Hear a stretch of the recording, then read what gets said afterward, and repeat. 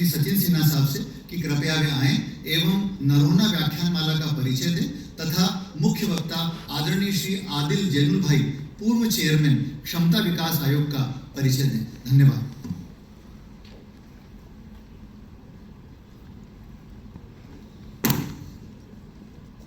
आदरणीय माननीय मंत्री जी, मुख्य सचिव जी, ACS JD श्री आदिल जैनुल भाई, उपस्थित सभी अधिकारी गण, सभी जुड़े हुए कलेक्टर्स और कर्मचारी, 21 अप्रैल 1947 को मेटकाफ हाउस में सरदार वल्लभ भाई पटेल का ऐतिहासिक भाषण भारतीय सिविल सेवा के अपने औपनिवेशिक स्वरूप से भारतीय प्रशासनिक सेवा में संक्रमण में एक महत्वपूर्ण मील का पत्थर है।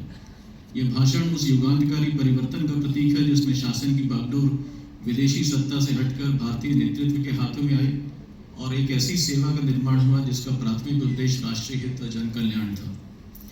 श्री पटेल ने नए अधिकारियों को एक स्पष्ट संदेश दिया, औपनिवेशिक मानसिकता, अहंकार और दानाशाही को त्यागें और सेवा, समर्पण और उत्तरदायित्व की भावना को अपनाएं। निष्पक्षता, सत्यनिष्ठा, तटस्थता को सिविल सेवा का आधार बनाएं। उन्होंने अधिकारियों से भ्रष्टाचार और सांप्रदायिक पूर्वाग्रह से दूर रहने का आग्रह किया। उस ऐतिहासिक दिन की स्मृति में हम सिविल सेवा दिवस मनाते हैं और अकेडमी में सुशासन केंद्र सेंटर फॉर गुड गवर्नेंस के तत्वाधान में अकेडमी की एक विशेष परंपरा के रूप में हम नरोना स्मारक व्याख्यान का आयोजन करते हैं। श्री RCVP नरोना भारतीय सिविल सेवा के एक विशिष्ट अधिकारी और मध्य प्रदेश के पूर्व मुख्य सचिव थे। उनकी आत्मकथा a tale told by an idiot civil सेवा में आने की इच्छा रखने वालों के लिए प्रेरणा का स्रोत रही है। ये प्रशासनिक सेवा के अनुभवों को एक रोचक और शिक्षाप्रद ढंग से प्रस्तुत करती है। नरोना स्मारक व्याख्यान श्रृंखला पूरे देश में प्रतिष्ठित हस्तियों का आमंत्रित करता है, जिसमें श्री हामिद अंसारी, भारत के पूर्व उपराष्ट्रपति, श्री NC सक्सेना, पूर्व सिविल सर्वेंट, श्री मनोज सिन्हा, पूर्व मंत्री, श्री TV मोहनदास भाई, पूर्व इन्फोसिस CEO और श्री दीपक बागला, इकोनॉमिस्ट और कॉर्पोरेट लीडर जैसी विशिष्ट विभूतियां शामिल हैं। ये व्याख्यान न केवल प्रशासनिक समुदाय के लिए बल्कि आम जनता के लिए भी जानकारीपूर्ण और प्रेरणादायक होते हैं। व्याख्यानों की श्रृंखला को आगे बढ़ाते हुए आज हमारे बीच श्री आदिल जैनुल भाई उपस्थित हैं।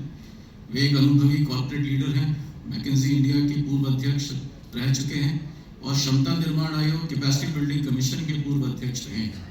इस भूमिका में रहते हुए उन्होंने कर्मियों की भारत और आईवट पोर्टल की स्थापना की।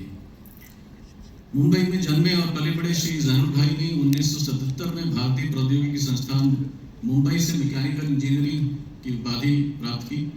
इंजीनियरिंग की डिग्री हासिल करने के बाद उन्होंने हार्वर्ड बिजनेस स्कूल से MBA की उपाधि प्राप्त की और फिर मैकेंजी एंड कंपनी में करियर प्रारंभ किया। उन्होंने मैकेंजी के साथ में 34 साल से अधिक का समय बिताया। यह दुनिया की जानी मानी मैनेजमेंट कंसल्टिंग फर्म है। फर्म में उनका करियर तेजी से आगे बढ़ा। उन्होंने कई अहम लीडरशिप रोल निभाए। 2004 में वे भारत आए और उन्होंने देश में मैकेंजी के ऑपरेशंस को लीड करने का बीड़ा उठाया। मैकेंजी इंडिया के चेयरमैन के तौर पर उन्होंने कई तरह के क्लाइंट्स को सलाह दी, जिसमें बड़ी कंपनियां, मल्टीनेशनल कंपनियां, सरकारी एजेंसियां शामिल थी। उनका काम स्ट्रेटेजिक मुद्दों पर केंद्रित था। उन्होंने कंपनियों को ग्रोथ के लक्ष्य हासिल करने और टेलीकम्युनिकेशन, एनर्जी, बैंकिंग और हेल्थ केयर जैसे अलग अलग सेक्टर्स में मुश्किल चुनौतियों से निपटने में मदद की। उनकी लीडरशिप में भारत में मैकेंजी की ज़बरदस्त ग्रोथ हुई और एक टॉप कंसल्टिंग फर्म के तौर पे अपनी पहचान मजबूत हुई। प्राइवेट सेक्टर में एक लंबे सफल अवसर के करियर के बाद जैनुल भाई ने पब्लिक सर्विस में फुल टाइम रोल अपना लिया। उन्होंने अनुभव का इस्तेमाल भारत के डेवलपमेंट एजेंडा में योगदान देने के लिए किया। इस बदलाव की पहचान दो अहम सरकारी